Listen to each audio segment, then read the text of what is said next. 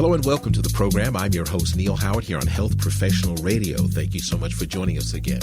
Enveric Biosciences recently announced that it signed a definitive agreement to acquire MagicMed Industries. Here joining us is Dr. Joseph Tucker and David Johnson. Thank you both for joining us here on Health Professional Radio. Thanks for having us.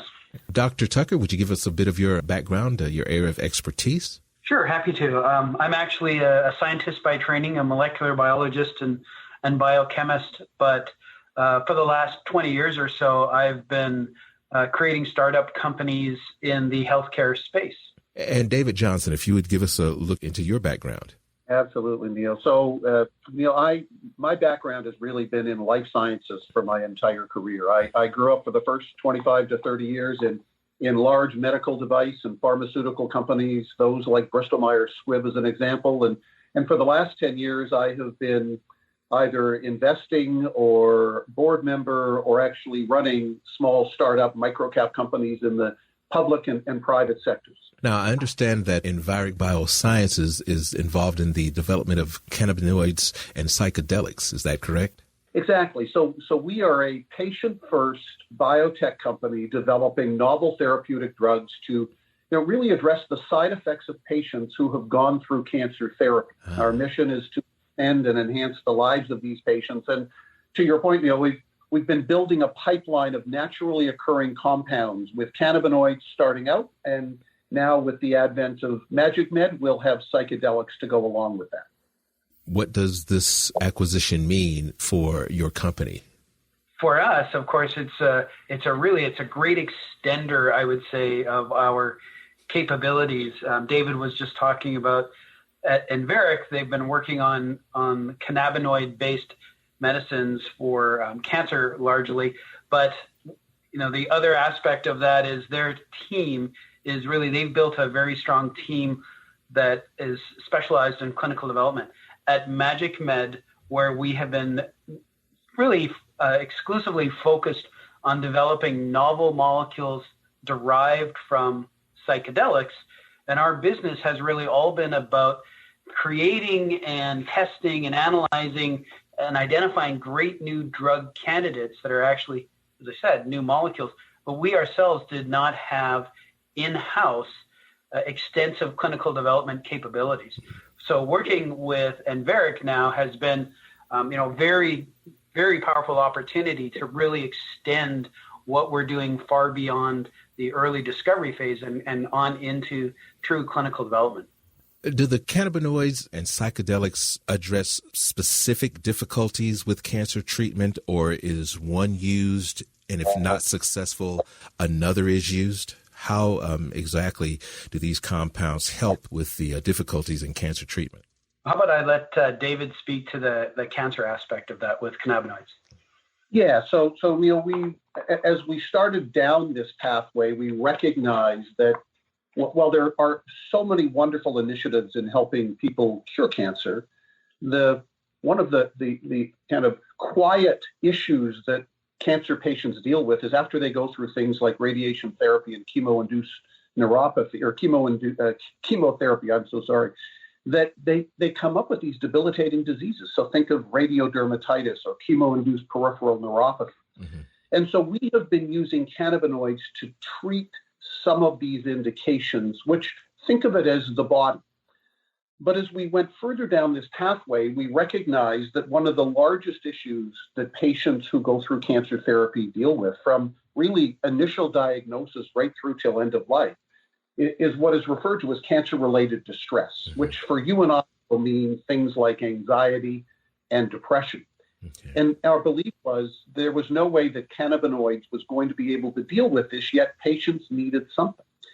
And so adding the psychedelics as this moves into an area of the central nervous system and dealing with mental health, it just became such a natural extension to what we were doing on the mind to now deal with the mind and the body. And that's really what we've created, is a company now that deals with both the mind and the body, agnostic to what type of molecules we use to treat these indications.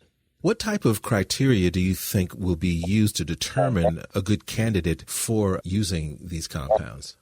Joe, I'm going to let you go with that one. Sure.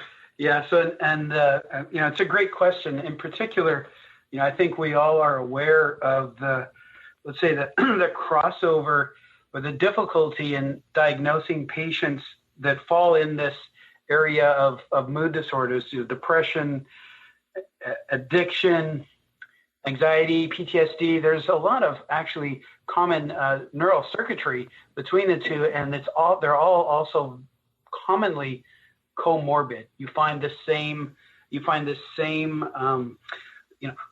group of mood disorders appearing in a single patient. So it's very challenging to try to tease those apart, especially since they seem to be closely related. So, I think at the end of the day, of course, you always try to rely on the latest DSM-5 as you're identifying targets, or I should say patients.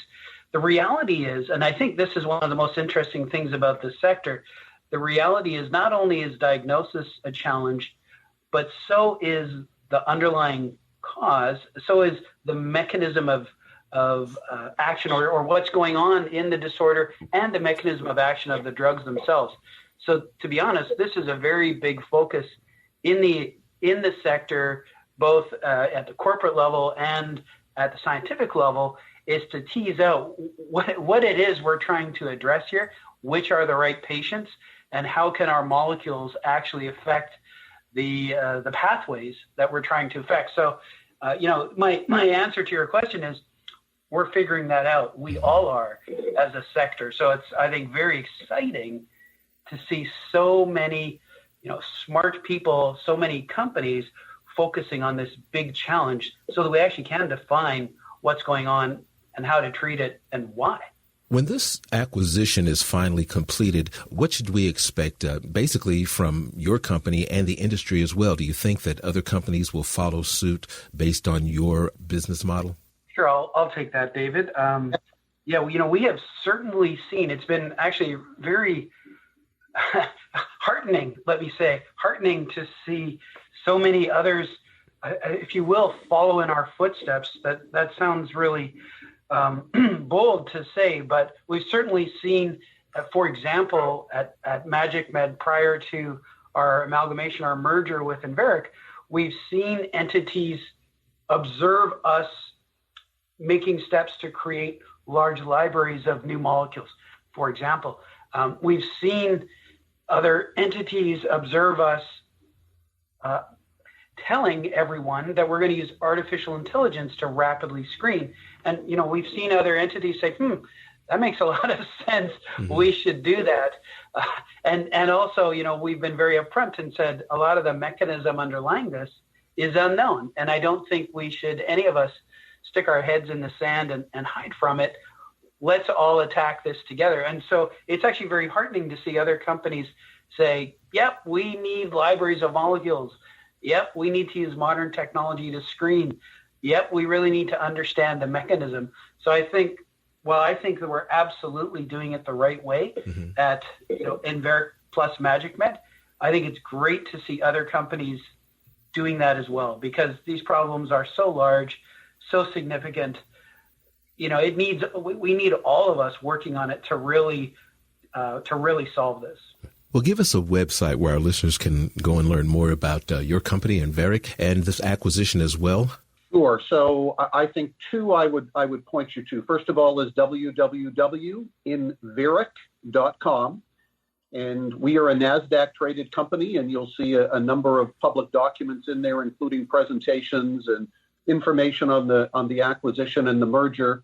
But I would also suggest you would want to go to get more information specifically on MagicMed, as we haven't tied these together yet until it closes, which would be www.MagicMedIndustries.com. Well, Dr. Tucker, David Johnson, I appreciate both of you joining us here on the program this morning. Thank you so much. Thank you, Neil. You've been listening to Health Professional Radio. I'm your host, Neil Howard, in conversation with Dr. Joseph Tucker and David Johnson. Audio copies of this program are available at hpr.fm and healthprofessionalradio.com.au. You can also subscribe to the podcast on iTunes, listen in, download it at SoundCloud, and be sure and subscribe to our YouTube channel at youtube.com, Health Professional Radio.